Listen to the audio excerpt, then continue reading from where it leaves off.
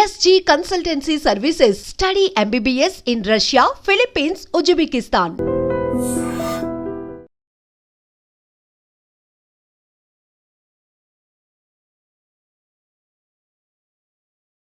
జీడిమెట్లలో Anjali murder జరిగిన తీరు ఇప్పుడు అందరినీ కూడా కలిచివేస్తోంది. ఒక రకంగా వాళ్ళ చిన్న పాప ఏడుస్తున్నటువంటి తీరును చూసిన తర్వాత నిజంగా ఇంత దారుణంగా మనుషులు ఎట్లా తయారవుతున్నారు, కన్న తల్లుల్నే కూతుర్లు ఎట్లా చంపగలుగుతున్నారు, ఈ సంఘటనలో అసలు ఏం జరుగుంటుంది, ఇంత కసి పెంచుకోవడానికి రీజన్ ఏంది, పెద్ద కూతురు ఎందుకు ఇట్లా తల్లినే చంపేసింది అని అంటే ఒకటి ప్రేమ వ్యవహారం ఒకటి అన్నటువంటి మాట చెప్తున్నారు. ఇంకోటి ఏంటంటే ఇప్పుడు అంజలి ఎవరైతే ఉన్నారో, అంజలి ఎవరైతే చనిపోయారో ఆమెకి ఇప్పుడు 2 పెళ్ళిళ్ళు అనమాట. ఫస్ట్ మ్యారేజ్ జరిగినప్పుడు ఆమెకు మొదటి సంతానం ఎవరు అనంటే ఇప్పుడు ఈ పెద్ద కూతురు చంపినటువంటి పెద్ద కూతురు. తర్వాత నెక్స్ట్ మ్యారేజ్ అయిన తర్వాత ఇప్పుడు చిన్న కూతురు ఎవరైతే రోధిస్తుందో వాళ్ళ అమ్మ మృతదేహం దగ్గర ఆమె సెకండ్ భర్తకు కలిగినటువంటి కూతురు అనమాట. సో ఎప్పుడు కూడా ఈ అక్క చెల్లెల మధ్య సఖ్యత ఉండేది కాదు అనేది ఒకటి. అండ్ ఇప్పుడు ఈ పెద్ద కూతురు ఎవరైతే ఈ తల్లిని చంపిందో ఆమెకి ఎప్పుడూ ఆ తల్లి మీద పెద్ద రెస్పెక్ట్ ఉండేది కాదు. అట్లాగే ఆమె మీద చాలా కోపంగా ఉండేది. ఎందుకంటే ఆమె ఎక్కడో మనసులో పెట్టేసుకుందట, చాలా టైమ్స్ అనేదంట, ఆ చెల్లితోనే చెప్పేదంట, అమ్మ అంతు చూస్తాను నేను, ఎందుకంటే నా తండ్రిని పొట్టన పెట్టుకుంది కాబట్టి ఆమె తల్లే కాదు, ఆమె అసలు నన్ను ఎవరు అడగడానికి, నేనేం చేస్తే అసలు ఆమెకెందు అనే ధోరణిలో మాట్లాడేదట. అంటే చిన్న పాప చాలా విషయాలు ఆమె మాట్లాడుతుంది. ఇందులో భాగంగానే ఇప్పుడు ఈ మర్డర్కి ప్లాన్ చేసినటువంటి ఈ పెద్ద కూతురు ఎవరైతే ఉన్నారో ఫస్ట్ భర్తకు కలిగినటువంటి సంతానం అన్నమాట. మరి ఆమెకు పరిచయం అయింది ఇన్స్టాగ్రామ్లో. ఆ వ్యక్తి ఎవరైతే శివ అనే వ్యక్తి ఎవరైతే ఉన్నాడో ఆయన 8 నెలల క్రితం పరిచయం అయినటువంటి వ్యక్తి. దాని తర్వాత ఈమె పెద్ద కూతురు మొన్న 19వ తారీఖున 3-4 రోజుల పాటు ఈ శివతో పాటు వెళ్ళిపోయింది అనే మాట చెప్తున్నారు. పోలీసులు కూడా నిర్ధారించారు. ఎందుకంటే ఎప్పుడైతే ఈ శివతోని ప్రేమ అంటూ ఈమె మాట్లాడడం స్టార్ట్ చేసిందో తల్లికి కూడా ఈ విషయం తెలుసు, మందలించింది. మందలించడంతో అది నచ్చకనే శివతో పాటు మొన్న 19వ తారీఖున ఆమె వెళ్ళిపోయింది ఆ పిల్ల. సో వెంటనే తల్లి వెళ్ళి పోలీసులకు కంప్లైంట్ చేసింది. పోక్సో చట్టం కింద కేసు కూడా నమోదు చేసింది. నమోదు చేసినప్పుడు పోలీసులు ట్రేస్ అవుట్ చేసిండ్రు. ఆ తర్వాత ఆ పిల్లని తీసుకొచ్చి తల్లి దగ్గర వదిలిపెట్టిండ్రు. పోక్సో చట్టం కింద ఆ శివ మీద ఆయన మీద కేసు కూడా ఫైల్ అయింది. కానీ జస్ట్ నోటీసులు ఇచ్చి వదిలేశారు. అందుకే ఈ మర్డర్ జరిగింది.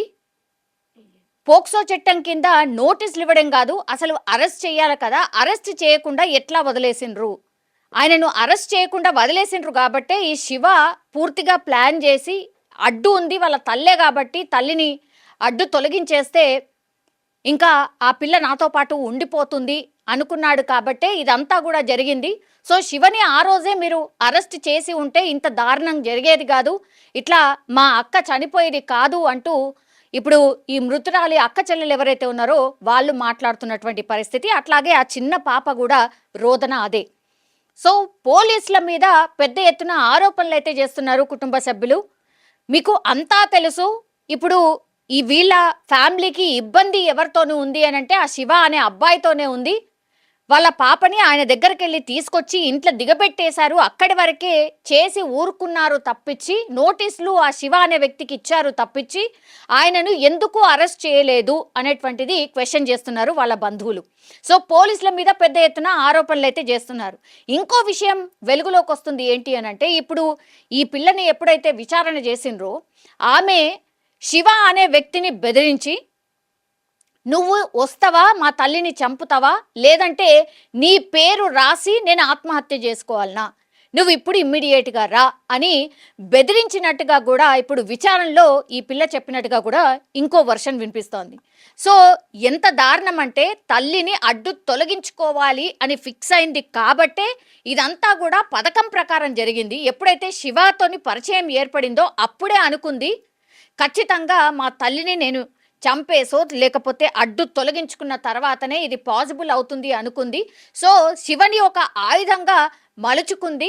శివని ఆయుధంగా మలుచుకొనే మొత్తం ఈ పిల్లనే ఆ శివాని ట్రాప్ చేసి ఆ తర్వాత బెదిరించైనా సరే నా తల్లిని అడ్డు తొలగించుకోవాలని అనుకుంది కాబట్టి ఇదంతా చేసింది అని పోలీసుల విచారణలో చెప్పినట్టుగా కూడా వినిపిస్తోంది. సో ఈ పెద్ద కూతురు ఎవరైతే ఉన్నారో తల్లి మీద అత్యంత కోపంగా ఉంది. సో తల్లి మాట వినేది కాదు. 10వ తరగతి నువ్వు చదువుతున్నావమ్మా, నువ్వు చదువుకోవాలి కదా, నువ్వు చదువు మీద కాన్సన్ట్రేషన్ చెయ్యు, ఇవన్నీ ఏంటి అని మందలించినందుకు ఇంకా కోపం పెంచుకొని తల్లిని ఎట్లా అయినా చంపాలి అనుకుంది. కాబట్టే 3 రోజుల క్రితం శివతో పాటు ఉండి వెళ్ళి వచ్చిన తర్వాత ఇంకా ఫిక్స్ అయిపోయిందనమాట. ఇంకా లాభం లేదు, ఎట్లాగూ ఈ అంజలిని తన తల్లిని అడ్డు తొలగించుకోవాలనుకుంది. అందులో భాగంగానే శివని ఒక ఆయుధంగా మలుచుకుంది. అండ్ ఈ టీనేజర్స్ కూడా అత్యంత ఆవేశపరులే కాదు, మొన్న ఇప్పుడు ఆయన దగ్గర నుంచి ఈ పిల్లని తీసుకొచ్చిన తర్వాత వాళ్ళ అమ్మకు అప్పగించారు. కాబట్టి ఆ కోపంలో వీళ్ళందరూ కూడా ఉన్నట్టుగా పోలీసుల విచారణలో తేలినటువంటి పరిస్థితి. ఇప్పుడు శివ తల్లి కూడా పూర్తిగా ఈమె ఎవరైతే ఈ పెద్ద పాప ఉందో ఆర్ మర్డర్ జరిగినటువంటి తీరుని వెనకేసుకొస్తుంది. అసలు ట్విస్ట్ల మీద ట్విస్ట్లు అనమాట. అసలు శివ తల్లి నువ్వు అట్లెట్లా ఆ అమ్మాయిని ప్రేమిస్తావు, అసలు నీ ఏజ్ అయినా కాదా అని ఎవరైనా ఏ తల్లైనా మందలిస్తుంది. పూర్తిగా మర్డర్లో ఇన్వాల్వ్ అయినటువంటి కొడుకుని వెనకేసుకొస్తోంది. అట్లాగే ఈ పిల్ల ఎవరైతే అంజలిని మర్డర్ చేసిందో ఆమెను కూడా వెనకేసుకొస్తుంది. ఆమె ఒకటే చెప్తుంది, వీళ్ళు చేసింది కరెక్టే, అంజలిని చంపడం కరెక్టే, ఈ విషయాలన్నీ కూడా లోతుగా మీరు విచారణ చేస్తే ఈ పిల్లనే మీకు చెప్తుంది అన్నటువంటి మాట చెప్తోంది. మరి శివ తల్లికి ఎందుకు ఇంత కోపం అనేది అర్థం కానటువంటి అంశం. సో శివ తల్లి ఆర్ శివకు సంబంధించిన ఫ్యామిలీ అందరికీ కూడా తెలిసే ఇప్పుడు ఈ మర్డర్ అంతా ప్లాన్ జరిగిందా?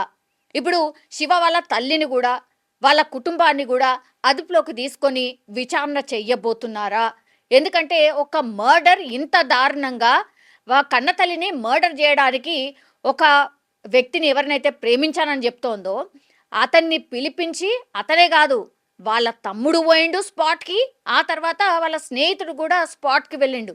ముగ్గురు కలిసి ఆల్మోస్ట్ ఈ పిల్ల కూడా కలిసి ఆమెను అత్యంత దారుణంగా సుత్తతోని కొట్టడం కావచ్చు, చున్నీతోని బిగించడం కావచ్చు, చనిపోయింది అని అనుకున్నా లేదు ఇంకా కదులుతోంది, మళ్ళీ ఇంకోసారి రా అని చెప్పి మళ్ళీ పిలిపించి మళ్ళీ ఆ తల్లిని చంపేసి ఏదైతే చున్నీతోని బిగించి వాళ్ళ తల్లిని చంపిందో ఆ చున్నీనే తన నడుముకి కట్టుకొని ఈ పిల్ల ఎవరైతే ఈ మర్డర్ అంతా చేసిండ్రో, ఈ ప్లాన్ చేసిండ్రో ఆ పిల్ల పోలీస్ స్టేషన్లో ఇప్పటికీ కూడా తల్లిని ఏదైతే ఉరి తీసినటువంటి చున్నీ ఉంటుందో ఆ చున్నీని నడుము కట్టుకొని ఇప్పుడు ఇంకా కూడా పోలీస్ స్టేషన్ దగ్గర ఉన్నటువంటి పరిస్థితి. సో ఎంత దారుణమైన ఆలోచనలో ఆ పిల్ల మనస్తత్వం ఉంది అనేది కూడా అర్థం చేసుకోవచ్చు. ఒకటి జస్ట్ 10వ తరగతి చదువుతుంది. ఏ తల్లైనా ఎవరు చేస్తారు? ఇంకో 2-3 కొట్టడమే కాదు, అసలు ఎవరైనా ఊరుకుంటారా? ఏ తల్లైనా ఊరుకుంటుందా ఇట్లాంటివి చేస్తుంటే?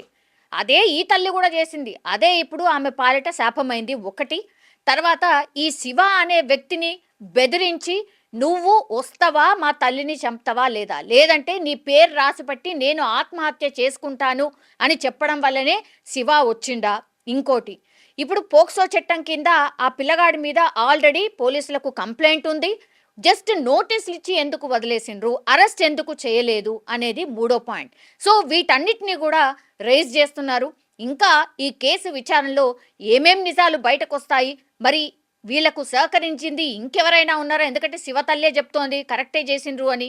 ఈ శివ తల్లి ఎందుకు వీళ్ళని వెనకేసుకొస్తోంది, ఈ మర్డర్ చేసింది కరెక్టే అని ఎందుకు చెప్తోంది అనే దాని మీదుగా కూడా ఇప్పుడు పోలీసులు కాన్సన్ట్రేషన్ చేసినట్టుగా కూడా చెప్తున్నారు. మరి ఈ కేసులో ఇంకెన్ని సంచలనాలు బయటకు వస్తాయో, అసలు శివ వాళ్ళ ఫ్యామిలీకి అండ్ ఇప్పుడు ఈ అంజలి వాళ్ళ ఫ్యామిలీకి ఏమైనా కొట్లాటలు ఏమైనా ఉన్నాయా, ఇవన్నీ కూడా విషయాలు లోతుగా విచారణ చేస్తున్నారు పోలీసులు.